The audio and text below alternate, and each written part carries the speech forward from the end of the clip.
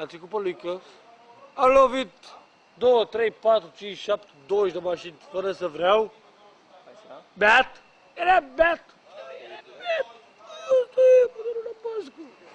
Eu sunt Gogâie, tovarășul lui Gogâie. Ce înseamnă gogâie? Eu sunt Gogâie.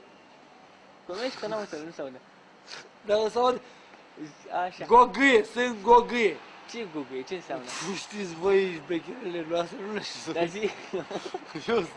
Adică șmecher de șmecher mafiot. Să moră familia mea. Eu sunt Dragan Constantin. Scrie o tubilisene acolo. A trecut pe Luica. Să moară. Stai să mă ține.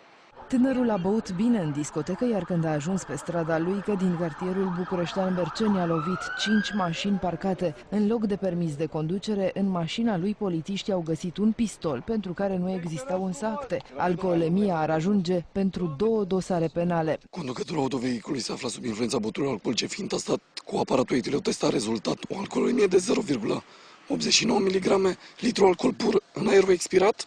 Râs, bă, râs, că râs. Ești simpatic. Știi că râs? Păi la mine, dimineața râs, bă, nebunule.